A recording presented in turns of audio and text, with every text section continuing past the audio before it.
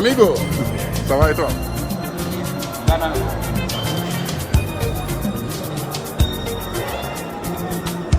Mais sama waa ji mais naka mu? Mais lépp jàmm. Nice. sant. Ouais. waaw méttiwul mais ça va. Bienvenue. King Kong.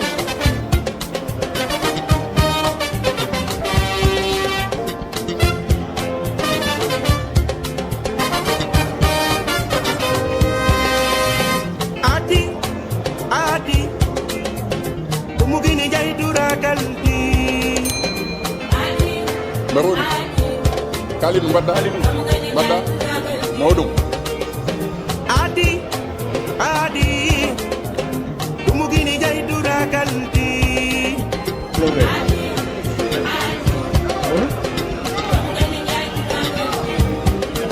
Mani domigini jai.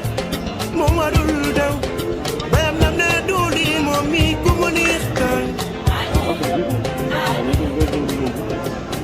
mbokki 13TV nuyu nañ leen bu baax am mbégte retrouver leen ngir débriefer ak yéen li nga xam ne moom mooy match bi doxoon tey diggante Congo ak Sénégal muy match bu ñeeloon match éliminatoire Coupe d'Afrique des Nations match bu amuloon enjeu ci Sénégal ndax qualifié nañ ba noppi mais waa Congo ñoom dañu waroon gagner ngir mën a assurer définitivement seen qualification li ñu mën a jàpp nag comme point positif pour Sénégal ci match bi moom mooy prestation yu am solo ci yenn joueurs yu bees yi nga xam ne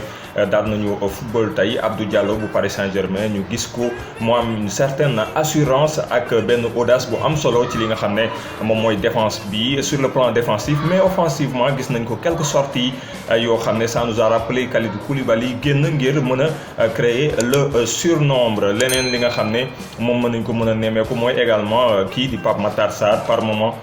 également def na ay actions yu am solo yoo xam ne ngir mën a décanter situation bi sur le plan offensif les négatifs yi la ñu koy gën a noté ci point négatif yooyu ci la ñuy dikk ndax bu ñu nemee ko bu baax bëri na ci ay mbir yoo xam ne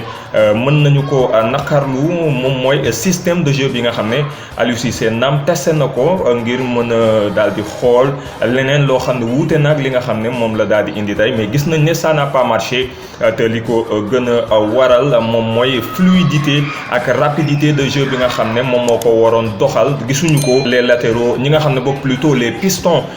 di Fodé Ballo-Touré ak Crépin Diatta ils n'ont pas aussi marché que ça daanaka sax on a assez peu joué ci ñoom ba tax na daanaka le quintessence su système bi moom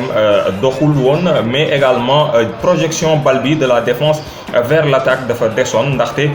l'enjeu d'un tel système mooy ñu jëlee balle bi ci défense bi jouer ak milieu terrain relayeurs yi jouer avec les pistons ngir ñu mën a dem def débordement daal di centrer ngir mën a trouver ñaari joueurs yi nga xam ne ñoo nekkoon ci kaw tey muy Sadio Mané ak Diao Baldé Keita yi nga xam ne mënoon nañ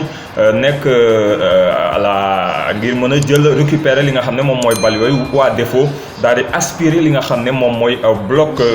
bu Congo bi nga xam ne moom moo nekkoon ci exigence su résultat bu ko defee jouer contre attaque très rapidement ak ñaari flèche yi nga xam ne ñoo di Diao Baldé ak Sadio Mané daanaka ci action yu mel noonu ci la Sadio Mané amee l'une des rares occasions yi nga xam ne Sénégal am na ko Sadio dóor ko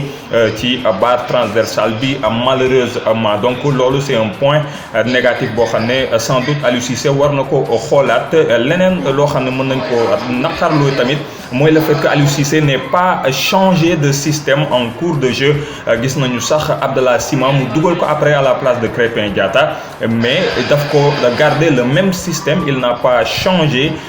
jouer piston droite alors que Abdallah Sima ku ko xam di ko suivre xam nga ne c'est un attaquant donc waroon na mën a changer système delluwaat ci 4-3-3 ngir mën a indi leneen avec 2-3 changements ngir mën a dem 4-3-3 permettre joueurs yi nga xam ne ñoo dugg ñu nekk dans leur meilleures conditions de performance mais Aliou Cissé dafa des n'a pas apporté grand chose ci li nga xam ne mooy action offensive yi mu nekk des points négatifs yoo xam ne on espère encore une fois que Aliou Cissé dina ko corriger fii ak mardi di dernier match qualification yi à Thiès lay doon Stade Lat Dior suñu diggante ak ñi nga xam ne ñoo di waa Swatini peut-être dina reconduire le système de 3-5-2 c'est le moment de le faire. Parce que weeru juin dañuy dugg de plein pied ci éliminatoire de coupe du monde yi bu boobaa ce sera difficile de tester de nouvelles choses mais néanmoins war na mën a am recadrage jeu bi gën a rapide gën a fluide rapidité dans le jeu dégg nañ Aliou Cissé une ou deux fois mu wax ko ñu koy dégg pour ñu seetaan match bi mais war nañ ko gën a mën a jëmmal parce que avec un système pareil il faut jouer se projeter très rapidement avec un jeu vertical lu ko mooy ce sera très compliqué face à des équipes